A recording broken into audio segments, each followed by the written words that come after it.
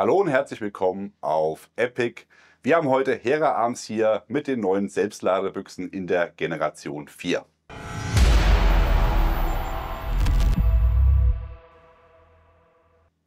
Ich habe heute den Matthias von Hera Arms hier. Matthias, grüße dich. Servus. Schön, dass du dir wieder die Zeit nimmst, hier bei uns mal im Studio vorbeizuschauen, die ganzen Neuheiten mitgebracht hast. Ihr habt auf der IWA 2025, also dieses Jahr, die Generation 4 vorgestellt. Wir haben schon lange im Voraus natürlich darüber gesprochen, dass sowas ist ja nicht von heute auf morgen gemacht. Ihr habt alles grunderneuert und die Produkte komplett überarbeitet stellenweise. Und ich denke, wir steigen da einfach mal ein und schauen mal, was es alles Neues gibt. Genau, also wir haben natürlich alles überarbeitet, angefangen von den Gehäuseteilen, den Polymerteilen, den Charging Handle, weitere Anbauteile sowie auch die Handschütze.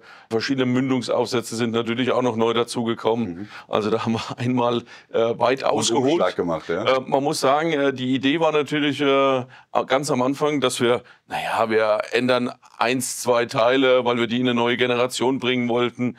Ja, und dann ging es natürlich los. Dann haben wir gesagt, wenn wir das Teil ändern, dann müssen wir das Teil auch noch ändern. Ja. Und so sind natürlich jetzt an die 10 neuen Spritzgussformen entstanden.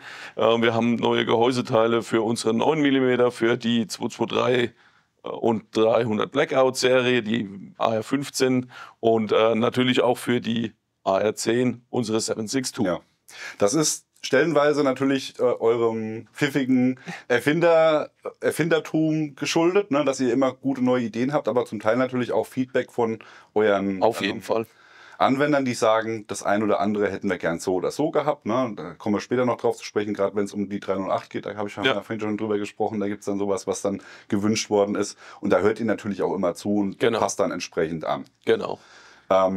Eine ganz banale Änderung vielleicht für den einen oder anderen, aber für mich tatsächlich als Leser oder Anwender, Endanwender und für euch vielleicht dann wieder ein bisschen schwieriger, weil für euch dann das Warenwirtschaftssystem ein bisschen komplizierter wird. Aber eine ganz wichtige Änderung ist auch die Benamung der Waffen gewesen. Genau.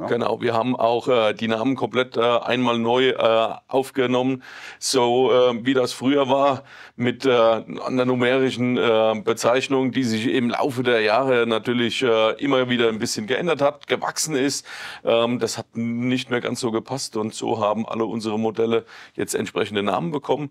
Und wir haben auch tatsächlich das Grundsortiment eingeschrumpft, zum Beispiel bei der 223 auf 6 verschiedene Modelle. Da hatten wir früher so um die 15 Standardmodelle, die man so ganz regulär bestellen konnte. Das haben wir jetzt eingeschrumpft auf 6 Modelle, heißt aber im Umkehrschluss nicht, dass die Vielfalt irgendwo flöten gegangen ist, sondern einfach nur die Grundkonfiguration. Da haben wir es dem Kunden, dem Händler natürlich jetzt viel einfacher gemacht und haben da quasi 6 Modelle in jeder Lauflänge oder in jeder Laufkonfiguration, sagen wir mal so, ein Modell kreiert, das normal von sich aus schon ein sehr guter Bestseller ist.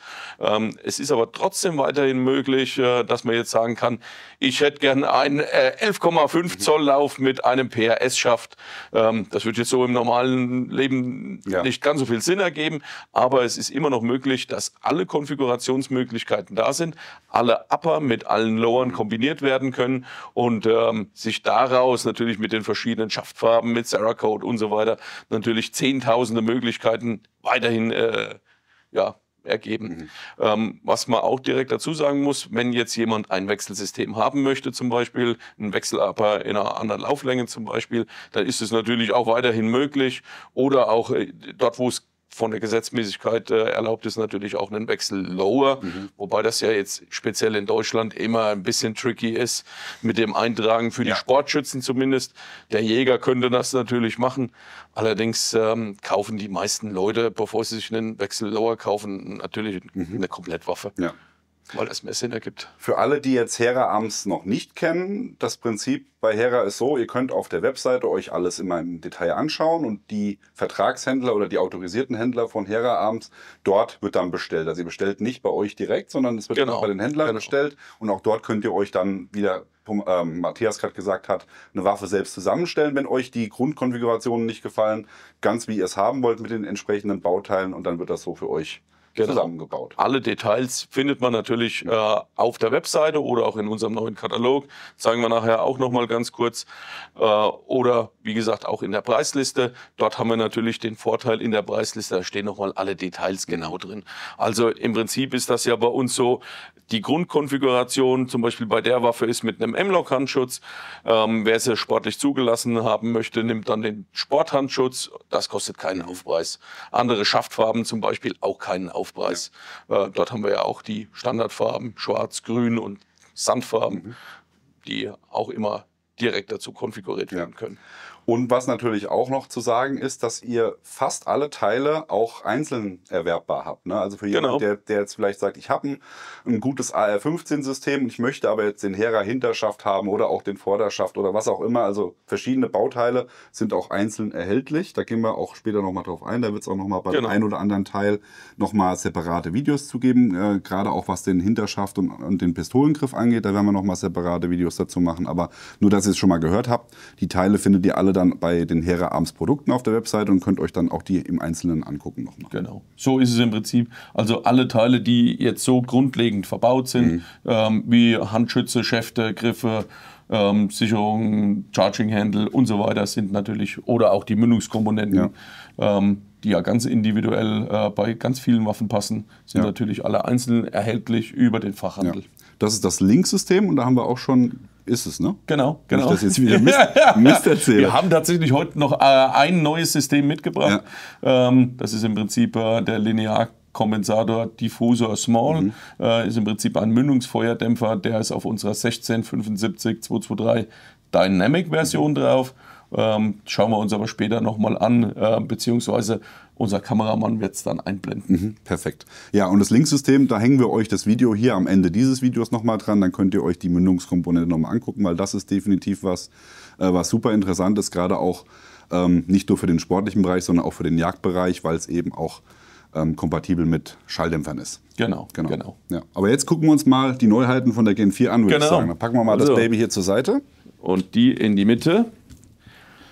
Ja, wir gehen am besten mal von vorne nach hinten durch. Im Prinzip alle unsere Waffen haben ein Linksystem verbaut. Das Linksystem besteht immer aus zwei Komponenten. Einmal dem Grundhalter und einmal der Mündungskomponente. Den Grundhalter gibt es in zwei verschiedenen Versionen. Einmal mit dem Gewinde. Hier sind dann verschiedene Schalldämpfer, Marken kompatibel. Mal angefangen von Ase Udra mit dem Borlock-System, Rodale Precision mit dem TE48M, die neue Print X-Serie von Brügger Tomet oder auch Silent Steel. Kann direkt hier verwendet werden und aufgeschraubt werden. Und natürlich unser Blastdeflektor, der im Prinzip die Gase gerade nach vorne ableitet. Im engen Umfeld, auf der Schießbahn, macht es natürlich nochmal richtig Sinn. Der Nachbar wird es dir danken. Der Nachbar wird es dir auf jeden Fall danken. Dann weiter nach hinten. Neue Handschütze haben wir komplett über alle Serien. Bei der AR-10, bei der 9 mm, bei der AR-15. Alle Handschütze haben jetzt QD-Buchsen aus Stahl.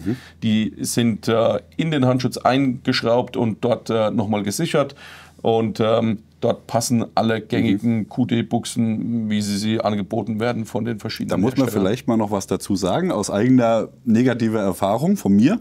Wenn du eine Waffe dir zusammenstellst und auch nicht selber die Läufe drehst, wie ihr das macht, ne, kann es natürlich passieren, dass man einen Lothar-Walter-Lauf hat und sich vielleicht irgendeinen Vorderschaft kauft, der auch diese Buchsen hat, die dann aber nicht mehr funktionieren, weil der Lauf zu dick ist. Das wird bei euch auf jeden Fall nicht passieren. Bei euch funktionieren die Buchsen 100%. Wir sehen es dann auch nochmal in der Einblendung. Wir haben die Buchsen so weit nach außen gelegt, dass es auf jeden Fall passen wird. Egal wie dick darunter der Lauf ist, mit allen Standard-QD-Buchsen, die wir so beschaffen konnten, passt das System auf jeden Fall. Sehr gut. Dann ist es so, alle gasbetriebenen Systeme, also außer unsere 9 mm, werden im Standard mit einer verstellbaren Gasentnahme auch nicht Standard ausgeliefert. Ja. Die ist stufenlos verstellbar, kann sie also individuell auf meinen Schalldämpfer oder auch auf mein sportlich betriebenes System einstellen, auf meine Munition und habe damit ein perfektes Setup, was zum Beispiel den Hülsenauswurf angeht. Dann haben wir hier vorne etwas Neues, unsere selbst neu konstruierten Flip-Up-Sights. Da machen wir aber noch mal ein separates Video dazu, um die ganzen Details hierzu nochmal zu benennen. Auf verschiedenen kurzen Versionen von den Waffen werden die serienmäßig mitgeliefert. Findet ihr aber die Information dann natürlich auch nochmal bei uns auf der Website oder im Katalog. Dann kommen wir weiter nach hier hinten. Wir haben einmal neue Dustcover. Wir haben einen neuen Charging Handle. Lass mal kurz noch über die Dustcover sprechen. Weil das, für dich gerne. Für dich ist das so selbstverständlich, ne? Aber tatsächlich ist ja da viel Schmackes reingeflossen, nicht nur was die Optik angeht, sondern auch was die Technik angeht. Auf jeden Fall. Wir können das hier auch mal ganz kurz zeigen. Die Dustcover, die haben eine innenliegende Feder, also von außen sieht man keine Feder mehr. Und in der Regel ist es ja so, dass Dustcover montiert oder demontiert werden müssen, wenn man sie wechselt. Handschutz wird demontiert, der Splint wird gezogen, dann braucht man eigentlich eine dritte Hand, um die Feder zu verdrehen. Hier ist es ganz easy, man kann hier reinlangen, das Dustcover kann einfach entnommen werden und dann gibt es diese Dustcover natürlich auch in verschiedenen Optiken. Einmal in der Standardtexturierung, wie unsere neuen Griffe, dort auch in allen 3 verschiedenen Farben, also Schwarz, Sand und Olivgrün. Dann gibt es einmal in einer Carbon-Optik in Schwarz und einmal in einer Camo-Optik in Schwarz. Und auch die Montage, selbst hier im Live-Betrieb, zack, eingerastet, Feder arbeitet. Und, einhändig. Nicht funktioniert. Einhändig, ja, genau. Einhändig, nicht dreihändig. Ja. Machen wir aber bestimmt auch nochmal ein separates Video. Was ganz interessant ist bei den Dustcovern, da ist ein federndes Druckstück verbaut, das Dustcover natürlich im geschlossenen Zustand hält. Und das ist auch nochmal einstellbar, so dass es natürlich bei den verschiedensten Mil-Spec-Uppern auch passt. Gibt es einmal fürs AR-15 und auch fürs AR-10. Sehr gut. In allen Größen, Farben und Formen. Voll gut. Ja. Dann, was haben wir noch weiterhin neu gemacht? Wenn wir schon beim Dustcover sind, hier haben wir jetzt 2 verschiedene Gummipuffer. Insgesamt gibt es noch einen dritten, aber wir haben einen Gummipuffer montiert, der federt zum einen das Dustcover ab, schützt im Prinzip das Dustcover zum einen oder auch die Beschichtung, wenn es jetzt Cerakote beschichtet ist. Viel wichtiger ist aber der neue Gummipuffer, der auch tatsächlich federnd gelagert ist. Du kannst mal draufdrücken, dann wirst du es direkt merken. Der bewirkt auf jeden Fall, wenn ich eine beschichtete Waffe habe oder selbst wenn sie nur standard hart eloxiert ist, dass ich hier keinen Messingabrieb von meinen Hülsen habe. Ja. Und zudem der Widerlader, den freut es auch ein wenig, denn die Hülsen, die sind nicht alle komplett verdengelt, wenn sie mit richtig Schmackes gegen den Abweiser ausgeworfen werden. Ja. Da gibt es ja viele, die sagen, das ist mir völlig egal. Ne? Ich habe da ein Arbeitsgerät, das kann ruhig auch ein paar Macken und Dellen haben. Aber ich habe auch schon ganz oft gelesen in Gruppen, dass die gesagt haben, wir kleben uns da immer irgendwas drauf aus ein bisschen Folie oder irgendwas, damit das nicht beschädigt oder zerkratzt wird. Und das ist natürlich super. Das ist jetzt, ihr seid auch die Einzigen, die sowas anbieten. Tatsächlich, ja. Und das wird auch nicht einfach nur aufgeklebt. Nee, da wird eine richtige Ausfräsung vorgenommen mit einem T-Nut-Fräser. Wir haben eine spezielle Spritzgussform für den Gummipuffer entworfen, haben die gefertigt und machen natürlich diese Gummipuffer auch bei uns selbst. Gibt es die nur in Schwarz oder wird es die auch in anderen Farben geben? Tatsächlich habe ich es ja bisher nur in Schwarz gemacht. Ich kann mir vorstellen, dass das auch wie bei anderen Teilen so schöne Details... Ja, wir warten mal ab, was die Community sagt. Schreibt mal, ob ihr rote, grüne, gelbe Gummis haben wollt, dann machen wir das hier. Schauen wir mal, was die Community sagt und dann werde ich es an unsere Entwicklung auf jeden Fall weitergeben. Aber es gibt noch einen dritten Gummi, den man nicht sieht. Genau. Der dritte Gummi ist unter einem der Pins versteckt im Lower und sorgt dafür, dass wir dass wir alle Mil-Spec Upper und Lower kombinieren können. In dem Fall jetzt die Upper. Also wer ein Wechselsystem nutzen möchte, auch von einem Fremdhersteller, der kann das natürlich hier nutzen, ist gar kein Problem. Allerdings sorgt der Gummi, der werksmäßig hier eingebaut ist, natürlich für eine absolute Reduzierung von dem Spiel zwischen Upper und Lower. Genau. Und man hat ein sattsitzendes System. Was wir noch nicht gesagt haben, ist, natürlich ist die Gen 4 komplett abwärtskompatibel zu allen Vorgänger-Versionen. Also wenn ihr da irgendwas plant abzugraden, natürlich die Gummis passen nicht an die Gen 3, da ist nichts mehr vorgesehen, aber Upper, Lower und so Sachen, das ist auf jeden Fall kompatibel. Genau, so ist es. Das ist kompatibel. Aber wenn wir jetzt hier weiterschauen, dann haben wir hier unseren Bolt Release. Der ist jetzt hier im System integriert, sage ich mal. Und erst wenn am Ende, ich drücke mal hier auf der anderen Seite drauf, erst wenn ein Magazin eingesteckt wird und der Bolt Catch ausgelöst wird, der Verschlusswang, dann schiebt er sich nach außen und kann natürlich hier den Verschluss nach vorne wieder schnellen lassen. Ist natürlich perfekt nach dem Magazinwechsel. Habe ich, wenn ich Rechtshänder bin, natürlich direkt den Button hier, kann draufdrücken und lasse den Verschluss wieder fliegen. Darunter haben wir den Mac Release. Der ist standardmäßig auch bei uns jetzt als Ambi Mac Release. Früher war das immer ein Zubehörteil, verbauen wir jetzt im Standard. Ja. Also Bolt Release beidseitig, Mac Release beidseitig, Sicherung sowieso beidseitig. Also das Einzige, was nicht beidseitig ist, wäre der Bolt Catch, also den Fanghebel. Genau. Hier ist es allerdings so, dass es ja nur 2 Optionen gibt, wo der regulär genutzt werden kann. Wenn ich die Waffe das erste Mal öffne und dann habe ich aber auch meistens genug Zeit, auf der linken Seite zu drücken.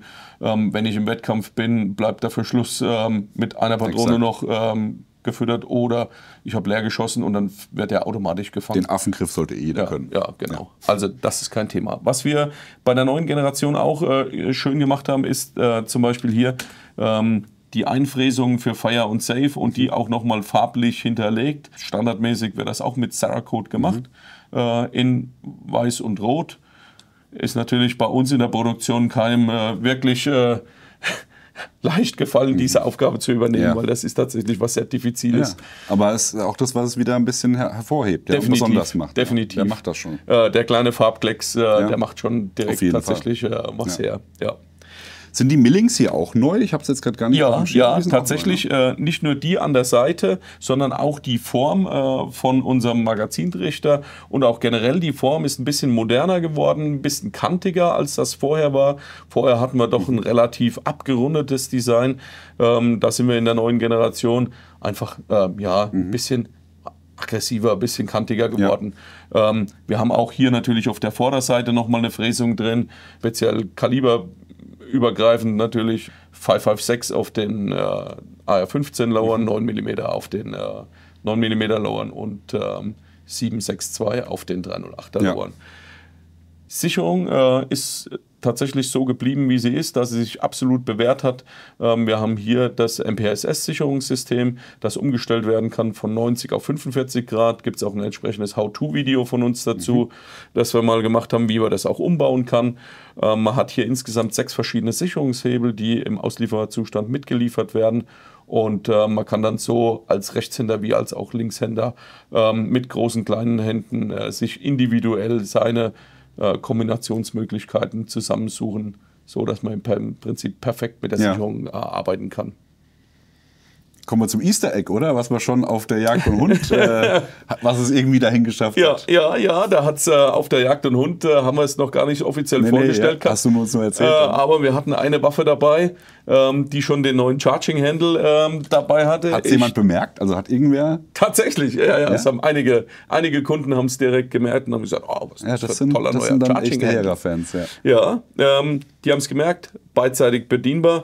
Wird gefertigt bei uns aus dem Vollen gefräst, aus 70-75er Aluminium und dann entsprechend hart eloxiert. Und wichtiges Detail, ne? Ihr habt hier noch was verbaut, damit die Gase nicht so arg Genau, wir haben auch nochmal hier im Detail eine Gasentlastungsbohrung hier, dass wenn man im Schalldämpferbetrieb schießt und natürlich extrem viel Gasrückstau nach hinten hat durch den Lauf und sich Gase, ich sag mal, den Weg nach hinten breiten, dass die nicht unbedingt hier oben rauskommen, sondern zur Seite abgeleitet werden. Zu diesem Thema Gasabfluss haben wir natürlich 2 Sachen neu. Das andere zeigen wir mal hier. Hier an der Seite, unterhalb der Montage, sehen wir es jetzt, hier ist eine Reihe von Bohrungen angebracht. Und wenn ich Gasschlupf habe in dem Bereich des Ladehebels, Charging Handles, dann kann der direkt hier oben zur Seite abfließen. Also man braucht hier keinen speziellen Charging Handle, wie er von manchen Mitbewerbern angeboten wird, der spezielle Ausfräsungen nochmal hat. Hier arbeiten wir sogar Gummidichtung noch. Ja, genau. Hier arbeiten wir direkt mit Gasablassbohrungen zur Seite hin, so dass die Gase direkt vom Schützen abgeleitet werden. Das ist gut. Mega. Ja, nächstes Thema. Umso weiter wir nach hinten kommen, hier haben wir verbaut eine neue Castle Nut und eine neue Teardrop Blade oder Receiver End Blade, auch mit Stahl-QD-Buchse. dass wir speziell in manchen Szenarien wird ja mit Riemen geschossen oder generell gibt es auch viele Kunden, die total gern mit Riemen auf den Schießstand gehen oder auch zur Jagd. Hier kann ich natürlich perfekt an dieser Stelle einen One-Point-Sling einhängen und habe die Waffe dann senkrecht vor mir hängen. Perfekt. Castle Nut ist nicht, wie ich sag mal, bei den allermeisten aus Aluminium gefertigt und früher war ja unsere auch aus Aluminium gefertigt. Wir haben uns hier jetzt bewusst dazu entschieden, die neue Castle Nut aus Stahl zu fertigen. Hat zweierlei Vorteile. Zum einen, wer kennt es nicht, der ein oder andere Kunde hat hier beim Ummontieren immer mal den Schlüssel nicht richtig in der Hand gehabt, ist ein bisschen abgerutscht und dann sind natürlich diese einzelnen Ausfräsungen sehen dann nicht mehr ganz so schön aus. Meine sieht aus wie eine Hafenprostituierte, sag ich dir. Also wirklich komplett zerkratzt. Die müssen wir mal austauschen. Also können wir gerne machen. Wie gesagt, Castle Nut aus Stahl, da kann es natürlich nicht mehr passieren. Sie hat nur ein minimalstes Mehrgewicht, ist ja tatsächlich nur ein ganz kleiner Metallring. Der weitere Vorteil ist aber, dadurch, dass die aus Stahl ist und die Receiver Endplate wie auch die Buffer-Tubes sind ja aus Aluminium gefertigt, beißt die sich tatsächlich relativ gut fest, wenn man sie mit Drehmoment anzieht. Und löst sich nicht so einfach. Löst sich im Prinzip nicht mehr und man braucht sie nicht stacken, also man braucht sie nicht mit dem Körnerschlag zu fixieren. Ja. Man bekommt sie aber trotzdem noch gut gelöst mit einem passenden Schlüssel. Ja. Hier hinten eins unserer neuen Teile, Polymerteile, ist in einem Monoblock-Verfahren hergestellter Hinterschaft. Früher war das ja so, dass wir zwei Seitenteile hatten, die wurden dann miteinander eingeklickt und verschraubt und hatten diese zwei seitlichen Knöpfe. Sind wir jahrelang wirklich gut mitgefahren. Wir haben uns aber jetzt dafür entschieden, ein System als Monoblock zu fertigen. Das ist tatsächlich in der Fertigung natürlich einiges aufwendiger. Da fahren in der Spritzgussform große Schieber nochmal mit ein, um natürlich den Platz für die Buffer-Tube oder auch hinten Aussparungen zu haben, wo im Prinzip die Einzelteile mit reinfahren. Hat einen Schieber hier an der Unterseite. Hier kann ich verstellen einerseits. Und hat eine Sicherung. Also ich habe hier einen zweiten kleinen Schieber drin, der mir das Pedal im Prinzip blockiert, so dass ich, wenn ich meine Einstellung gefunden habe, den Schaft nicht aus Versehen verstellen kann. Sehr gut, ja. Dann gibt es natürlich diese Version auch nochmal als eine Light-Version. Da ist dann im Prinzip der komplette untere Bügel, der fehlt dann. Und ich habe eine Verstellung auch hier oben, ist ultra slim. Stellen wir aber dann auch nochmal in einem separaten Video vor. Hier hätte ich jetzt die Möglichkeit, rechts und links jeweils mit QD anzuschlagen oder halt hier auch mit einem Riemen hier einzufädeln. Ganz genau. Also ich kann eine Fixmontage mit dem Riemen vornehmen, hier über die Riemenschlaufen, die hier eingearbeitet sind, oder halt ganz normal standardmäßig über QD. Sollte man vielleicht auch nochmal für alle Hera-Neulinge sagen, Polymer fertigt ihr nicht bei euch in-house, aber um die Ecke habt ihr 5 Kilometer entfernt habt ihr einen sehr, sehr guten Partner, der für euch die ganzen Polymerteile macht. Also das ist bei Hera ist Made in Germany tatsächlich Programm. Und Made in Unterfranken. Made in Unterfranken. Also alles im Umkreis von 5 Kilometern. Gut, fertigen wir das natürlich allerdings auf unseren eigenen Spritzgussformen, die auch selbst gefertigt sind. Check. Ja. Thema Griff ist auch neu. Wir haben hier, man sieht es auch noch einmal, der Griffwinkel ist ein wenig steiler geworden. Das ist im Prinzip der allgemeine Trend, der aktuell vorherrscht. Früher war es ja so, dass die Griffe extrem schräg nach hinten abgestanden haben. Da hatten wir sowieso schon immer einen ganz guten Mittelweg gefunden. Und jetzt nochmal einen Ticken steiler und in 2 Versionen. Einmal als Standardversion hier mit Beavertail oder auch eine ohne Beavertail, die natürlich dann auch an Chassis Verwendung findet. Also brauche ich nicht nur für ein AR quasi die Version ohne das Beavertail, sondern kann auch bei verschiedenen Alu-Chassis Verwendung finden. Und vor allem in Verbindung mit der steileren Griffposition ist das fürs präzise Schießen schon äußerst hilfreich. Und geblieben ist der Inhalt vom Griff, nehme ich an. Genau. Den können wir vielleicht auch noch mal kurz zeigen für alle, die es noch nicht gesehen haben. Den zeigen wir auch noch mal kurz. Wir haben hier eine kleine Klappe, die kann hier vorne entnommen werden. Und hier haben wir einerseits, ich zeige es kurz, einen kleinen Schlüssel, auch mit Hera-Logo. Hier kann man Standard-Bits einsetzen. Hier hat man auch nochmal 2 Reservepunkte für die Bits. Da kann jeder im Prinzip die Bit-Einsätze nutzen, die er am allernötigsten, am häufigsten braucht für seine Waffe. Denn je nach montierter Optik, Montage oder sonstigen Anbauteilen braucht man ja da was anderes. Deswegen haben wir das freigelassen. Und hier hinten hat man nochmal die Möglichkeit, eine Ersatzbatterie für die gängigsten Batterietypen einzusetzen. Und auch die Montage ist ganz einfach: unten einklicken, oben einklicken und dann ist er wieder drin. Das ist im Prinzip so im groben Abriss das, was alles neu war jetzt. Wir haben aber noch mehr Punkte, die wir neu gemacht haben. Wir haben jetzt hier über die Polymerteile zum Beispiel gesprochen. Und auch hier gibt es einen Punkt. Betriebswirtschaftlich gesehen lohnt es sich natürlich trotz einiger Anfragen von Kunden oftmals nicht, alle Teile selbst in einer eigenen Spritzgussform herzustellen oder auch die aus dem Vollen zu fräsen, weil einfach die Menge am Ende zu gering wäre. Aber trotzdem, ein Teil unserer Kundschaft, die Nachfrage ist da, besteht immer wieder, und so haben wir einen neuen Punkt auf unserer Homepage mit eingeführt.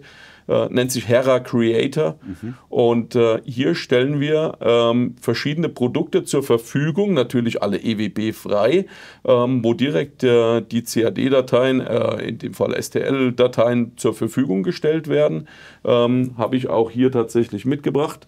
Mal so ein kleiner Druck, das ist ein Jet-Funnel. Und der ist natürlich von uns im Haus konstruiert worden, passt perfekt auf die Waffe drauf, spricht natürlich oftmals ein bisschen mehr die Sportschützen an, als die Leute, die mehr tactical unterwegs sind.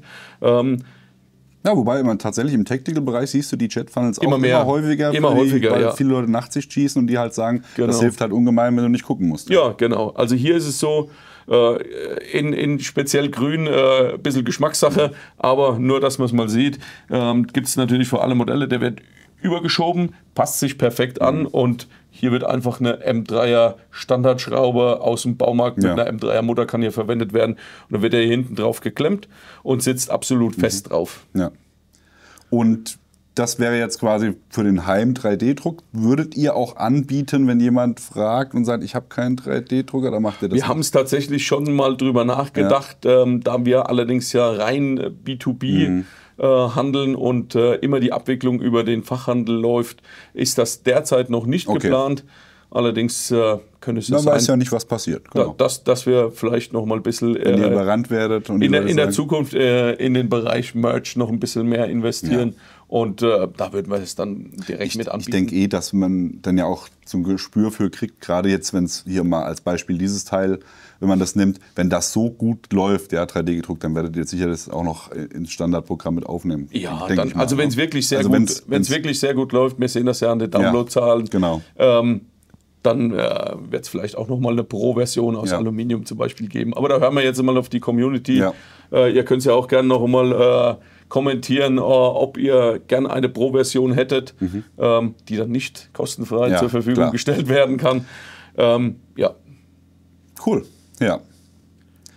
Dann würde ich sagen, gucken wir uns noch mal kurz die Besonderheiten bei der 308 und bei der 9 mm an, denn da sind natürlich noch ein paar Sachen anders jetzt in der Gen 4, die es vorher auch nicht so gab. Die holen wir uns jetzt mal einfach auf den Tisch. Die 308. Hier haben wir natürlich auch ein bisschen auf die Community gehört. Wir haben hier bei der 308 in der Vergangenheit hatten wir nie einen Forward Assist. Also wenn der Verschluss leicht geöffnet ist, dass man den dann noch per Knopfdruck komplett schließen kann. Lustigerweise, ich habe zu dir gesagt, das braucht ja auch kein Mensch, weil die 308 einfach so viel Dampf hat, dass das nicht notwendig ist. Und dann hast du mir aber was gesagt, was mir gesagt hat.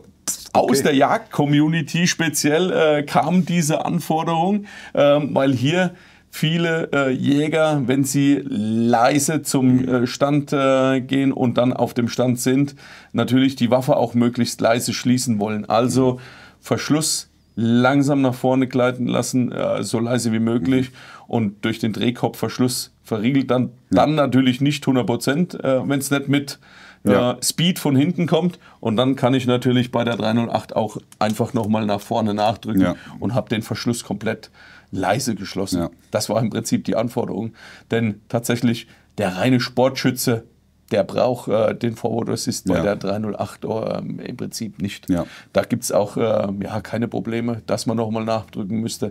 Das ist rein für die Jäger unter uns, die gerne stört ja auch nicht leise schließen wollen. Genau, Genau, besser haben als brauchen. Genau, so sieht es aus. Ja, und ansonsten, das wollte ich vorhin nochmal fragen, die Dust Cover, hat das irgendein anderer Hersteller für die 308er? Ich meine, ich kenne es nur für die A50. Es gibt tatsächlich den einen oder anderen Mitbewerber, der es für die 308er hatte.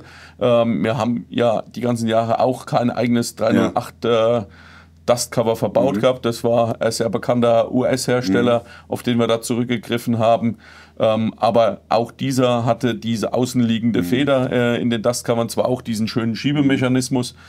Das haben wir jetzt allerdings auch nochmal anders gelöst. Man muss sich ja auch immer hier an den Patenten der Mitbewerber orientieren. Na klar. Und da sind wir auf jeden Fall safe geblieben und haben eine Lösung, wo man das natürlich von außen nicht mehr sieht und vor allem das mit dem Verdrehen nicht mehr machen muss. Das war ja im Prinzip bei der Montage oder beim Wechsel vom Dustcover immer die nervigste Angelegenheit. Ja, das glaube ich. Ja, und sonst alles identisch wie bei der 223, ne? Beziehungsweise ziemlich. Die Gehäuseteile sind natürlich ein wenig größer, aber sonst auch hier verfügbar M-Lock im Standard oder auch Quad-Trail-Handschütze. Ja. Aber ich denke auch über die Handschütze in Gänze werden wir dann nochmal ein komplettes Video machen. Ja, auf jeden Fall. Da haben wir tatsächlich auch schon eine kleine Ankündigung.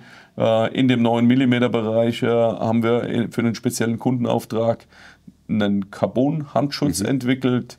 Den werden wir dann auch mit vorstellen. Ja, sehr gut, das machen wir auf jeden Fall. Und wir werden auf jeden Fall auch nochmal Schießcontent machen und nicht nur jetzt wie hier im Studio mal die Neuheiten vorstellen, sondern natürlich auch für euch mal die Kaliber alle mal anschießen und mal gucken, was die so auf dem Schießstand können. Dann nehmen wir aber jemanden, der besser schießen kann als ich, weil sonst ist es ja alles verfälscht. Aber zum Glück nehmen wir den Bernhard. Genau, bei Epic habt ihr ja zum Glück sehr gute Schützen dabei und ja, da mindestens 2. Ja, 3. Steven ist, glaube ich, auch noch ganz gut dabei. Ja, 100%. Ja, schauen wir uns mal die 9 mm an und dann gehen wir nochmal auf die Details der 9 mm ein und holen uns die von unserer Wand hinten. Genau. Hier haben wir jetzt die 9 mm vor uns. Das ist jetzt eine Version mit Colt-Magazin und 10 Zoll Lauflänge. Wir haben die natürlich auch noch mit ganz typisch Glock-Magazin-Lower. Der wird auch tatsächlich am häufigsten bei uns bestellt. Also hier reden wir schon tatsächlich davon, dass mindestens 75% bis 80% der Bestellungen mit Glock-Lower getätigt werden. Magst du ganz kurz mal nochmal erklären für alle, die nicht wissen, warum das überhaupt notwendig ist oder warum das ein cooles Feature ist, dass ihr beide Varianten anbietet? Tatsächlich im europäischen Ausland spielt die Colt-Variante im Prinzip gar keine Rolle. Dort wird kein Lower mit Colt-Magazin bestellt. Das ist tatsächlich rein ein deutsches Thema, leider der Gesetzgebung geschuldet.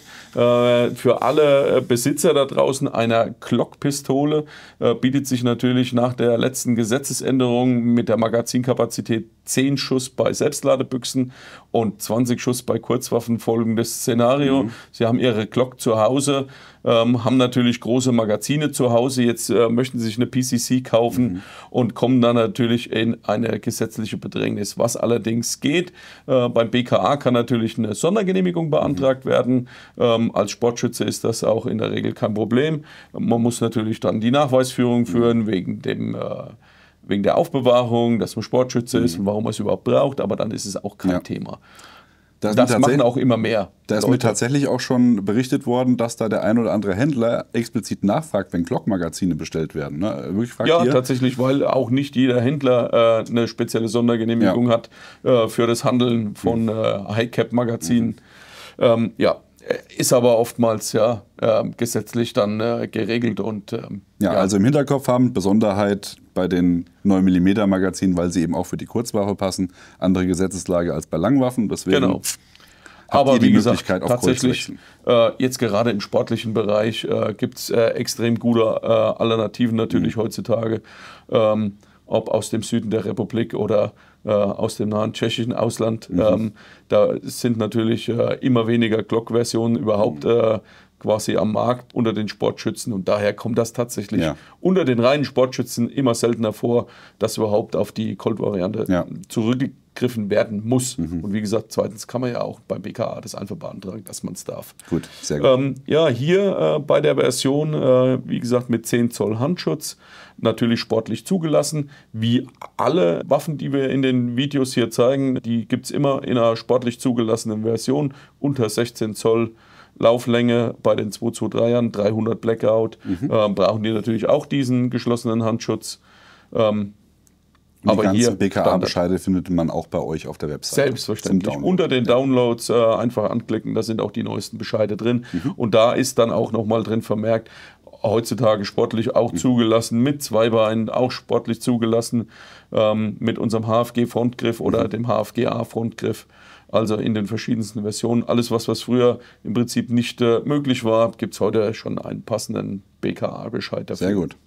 Hier ganz im Speziellen, dass wir vorne mal anfangen, wir haben hier das Link-Mündungsteil PCC drauf, also ein spezieller Kompensator, der nach oben wirkt und somit den Hochschlag reduziert und den Grundhalter des Link-Systems als Sportversion. Ja. Hier kann jetzt kein Schalldämpfer aufgeschraubt werden, allerdings ist das für die meisten Sportschützen jetzt in dem Fall auch hinfällig, weil die von Haus aus keinen Schalldämpfer kaufen dürfen. Ja. Und die hätten ja auch trotzdem dann die Möglichkeit, auch noch mit dem Blasdeflektor zu arbeiten. Bei dem jetzt nicht, aber... Bei dem jetzt nicht, genau. Die Sportschützen dürfen natürlich den Blasdeflektor nutzen, allerdings auch in der 9 mm Version macht dieser Mündungsaufsatz, der PCC-Mündungsaufsatz oder der CC, ist der Dreikammer, der zur Seite bläst, natürlich am meisten Sinn. Ja, klar.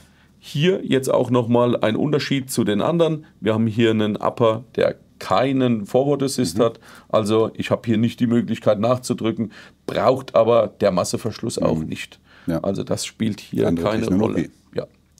Ja, das wäre es auf jeden Fall von den Waffen. Ich habe hier tatsächlich auch nochmal zufälligerweise einen Katalog dabei. Die ganzen Informationen, die findet ihr natürlich bei uns auf der Webseite sowieso, den Katalog beim Händler oder auf unseren Messen, wo wir ausstellen. Was ist die nächste Messe?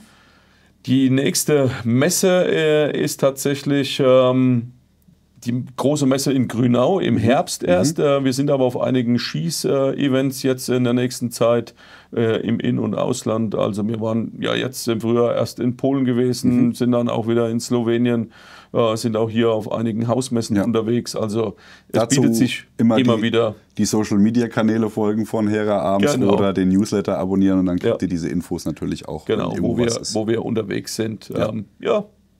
Das war es im Prinzip zu den Waffen. Weitere Details machen wir natürlich in weiteren Videos. Da freue ich mich drauf. Das wird ein spannendes Jahr mit Hera auf jeden Fall. Ja, wie der Matthias gesagt hat, alle Infos blenden wir euch unten nochmal den Link ein. Da könnt ihr dann direkt mal selber nachlesen und stöbern. Und ansonsten schreibt uns gerne in die Kommentare, was ihr zu den Neuheiten sagt. Ob ihr vielleicht auf der IWA mal die Möglichkeit hattet oder auch beim dem einen oder anderen Händler schon die Möglichkeit hattet, das mal live in die Hände zu nehmen. Auch das würde uns sehr interessieren, wie euer Feedback auf die Gen 4 Varianten generell ist. Und ansonsten, wie immer an dieser Stelle, liken, Abo, Glocke klicken. Matthias, ich sage danke. Danke auch, dass ich hier sein durfte. Sehr gern. Und wir sind raus. Bis dann, macht's gut. Bye, bye. Ciao.